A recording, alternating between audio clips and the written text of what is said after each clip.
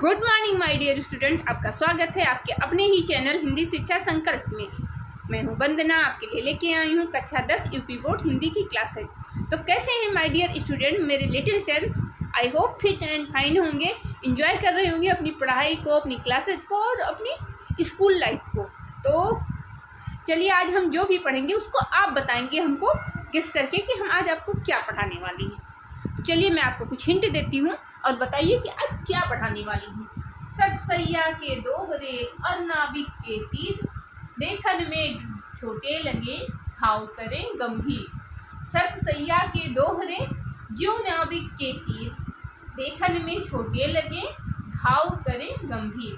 अब बताइए, आप तो समझ गए होंगे मैं किसकी बात कर रही हूँ। जी हाँ बच्चों, मैं बात कर रही हूँ बिहारी लाल जी की। आज हम पढ़ेंगे बिहारी लाल जी का जीवन परिचय। तो चलिए टाइम को ना वेस्ट करते हुए शुरू करते हैं इनके जीवन के बारे में। तो बच्चों, जैसा कि आप लोग जानते हैं कि अब जीवन परिचय 3 नंबर का ना होकर 5 नंबर का आता है। तो आप जीवन परिचय कैसे लिखेंगे? जीवन परिचय लिखने के लिए पहले आप फ्लो चार्ट बनाएंगे। फ्लो चार्ट क्या है? जन्म स्थान, माता पिता का नाम, गुरु का नाम, रचनाएं, भाषा शैली, मृत्यु और विशेष उनके बारे में क्या है। जैसा कि मैंने यहाँ पे लिखा है, इसको आप चाहें तो आप उतार भी सकते हैं या कहीं और से भी नोट कर सकते हैं। तो ऐसे आप पहले फ्लो चार्ट बनाएंगे, फिर आप हेडिंग डालेंगे जीवन परिचय और उनकी प्रमुख कृतियाँ, बस वही हेडिंग डालेंगे, इतना में आपका जीवन परिचय हो जाएगा। तो ध्यान रखिएगा, पहले आप फ्लो चार्ट बनाएंगे और एग्जामिनर जो होते हैं वो नीचे का नहीं पढ़ते हैं, वो सिर्फ फ्लो चार्ट देख के ही नंबर देते हैं। अगर ये चीज़ें आपकी सही होंगी बच्चों, ध्यान दीजिए, जन्म स्थान, पिता का नाम, गुरु का नाम, रचनाएं, भाषा शैली, मृत्यु और विशेष, अगर आप इतना लिख देंगे तो आपके 5 नंबर कहीं नहीं जाएंगे। तो फ्लो चार्ट आप इसे ही से नोट कर लीजिएगा हमारे वीडियो से ही, तो आपके लिए बहुत बेहतर रहेगा। तो चलिए देखते हैं बिहारी जी के जीवन के बारे में। तो जन्म बच्चों, जैसा कि आप लोग जानते हैं कि जो हमारे पुराने कवि हैं उनके जन्म और मृत्यु के बारे में बहुत ज़्यादा प्रमाण हमारे पास नहीं है। तो कुछ विद्वान मानते हैं कि बिहारी जी का जन्म 1596 ईस्वी में हुआ और कुछ विद्वान मानते हैं 1603 ईस्वी में। इन दोनों में से जो भी आपको आसानी से याद हो जाए, अगर आपको 1596 याद होता है तो उसे याद कीजिए, 1603 याद होता है तो उसे याद कीजिए, और ये दोनों में से जो भी आप लिख देंगे आपका गलत नहीं होगा। और जन्म स्थान के बारे में कहा जाता है कि इनका जन्म ग्वालियर के निकट बसुआ गोविंदपुर नामक ग्राम में हुआ। इनके पिताजी का नाम श्री केशव राय चौबे था। ये ब्राह्मण चौबे ब्राह्मण थे, चतुर्वेदी कह लीजिए या चौबे कह लीजिए। गुरु का नाम आचार्य केशवदास, बच्चों कंफ्यूज मत होइएगा, पिताजी का नाम श्री केशव राय चौबे और संस्कृत के प्रकांड पंडित आचार्य केशवदास, रामचंद्रिका के लेखक, रीतिकाल के प्रवर्तक, ये उनके गुरु थे। रचनाएं इनकी एक ही रचना है बिहारी सतसई, जिसमें कि 713 दोहे हैं। बच्चों यहाँ पर एक प्रश्न बनता है, कई बार ये प्रश्न पूछा जाता है कि बिहारी सतसई में कुल कितने दोहे हैं। अगर आपसे पूछा गया कि बिहारी सतसई में कितने दोहे हैं, अगर आपसे दोहे पूछे जा रहे हैं तो आप लिखेंगे, क्या लिखेंगे? 719 दोहे। और अगर आपसे 713 दोहे, आपसे अगर दोहा पूछा जा रहा है तो आप लिखेंगे 713 दोहे। और अगर आपसे छंद पूछा जा रहा है, छंद की बिहारी सतसई में कितने छंद हैं, तो आप लिखेंगे 719, क्योंकि बच्चों 6 सोरठा बिहारी सतसई में 6 सोरठे का प्रयोग हुआ है। भाषा इनकी ब्रज भाषा मुक्तक शैली है। और बच्चों मृत्यु इनकी, बिहारी जी की मृत्यु सन 1663 ईस्वी में हुई और ये पूरी तरीके से प्रमाणित है, इसमें कोई दूसरी डेट का उल्लेख नहीं है कहीं पे। विशेष क्या है इनके बारे में? ये रीतिकाल के प्रमुख कवि थे और एक कन्नौज के राजा जय सिंह के दरबारी कवि थे। इनके जन्म के बारे में एक दोहा बहुत प्रसिद्ध है, उसे आप याद कर लीजिएगा, मैंने यहाँ पे नोट कर लिया है और आप भी इसको नोट कर लीजिए। जन्म ग्वालियर जानिए खंड बुंदेले बाल, तरुणाई आई सुघर मथुरा बसे ससुरा। बच्चों इनका जन्म ग्वालियर में हुआ था। 8 साल की उम्र में इनके पिताजी इनको लेके बुंदेलखंड चले आए थे। ओरछा बुंदेलखंड लेके चले आए थे। इनकी बाल्यकाल इनका बुंदेलखंड में बीता। और तरुणाई आई सुघर, जब ये युवावस्था में आए, इनकी शादी हुई तो ये मथुरा चले गए, ससुराल में बस गए। और ससुराल में इनको उचित सम्मान न मिलने के कारण ये वहाँ से तत्कालीन शासक शाहजहाँ के दरबार में आगरा गए, वहाँ पे भी इनको कुछ जमा नहीं।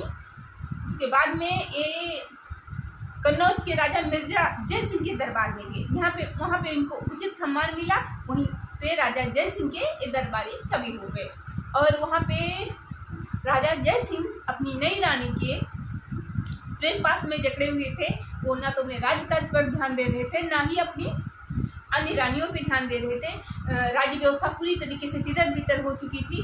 तो इस स्थिति को देखते हुए बिहारी जी उनके दरबारी कवि थे और वहाँ की स्थिति खराब हो रही थी, राजकाज चौपट हो रहा था।